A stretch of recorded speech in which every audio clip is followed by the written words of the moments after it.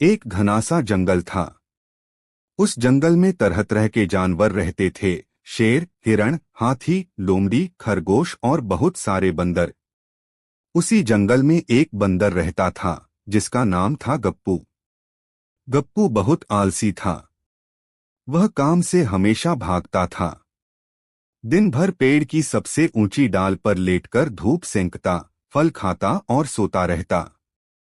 जब भी कोई उसे काम करने को कहता, वह कह देता, अरे यार, कल कर लेंगे, आज आराम बहुत जरूरी है।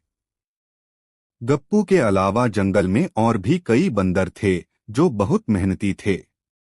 वे सुबह सुबह उठकर फल इकट्ठा करते, उन्हें सुखाकर सुरक्षित जगह पर रखते ताकि बरसात या सर्दी में खाने की दिक्कत न हो। एक दिन बंदरों के मुखिया ने सबको बुलाकर कहा, सुनो साथियों, इस बार बरसात बहुत तेज होने वाली है। हमें अभी से खाने का इंतजाम करना होगा। सब बंदर काम में लग गए, लेकिन गप्पू ने फिर वही कहा, इतनी गर्मी में काम? अभी तो जंगल में बहुत फल हैं। जब जरूरत होगी तब देखेंगे। कुछ ही दिनों में मौसम बदल गया। घने काले बादल छा गए। तेज बारिश शुरू हो गई। आंधी तूफान से पेड़ हिलने लगे। कई फलों के पेड़ टूट गए और फल जमीन पर सड़ने लगे।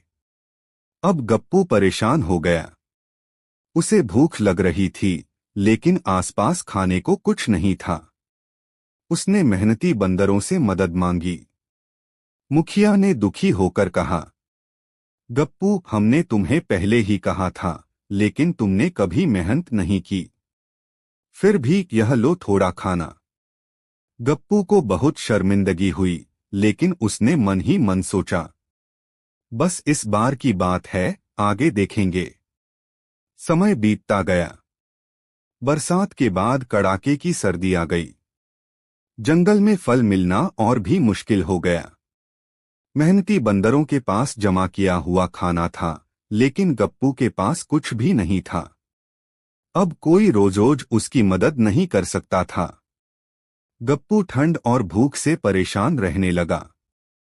एक रात ठंड में कांपते हुए उसने सोचा, काश मैंने समय रहते मेहनत की होती।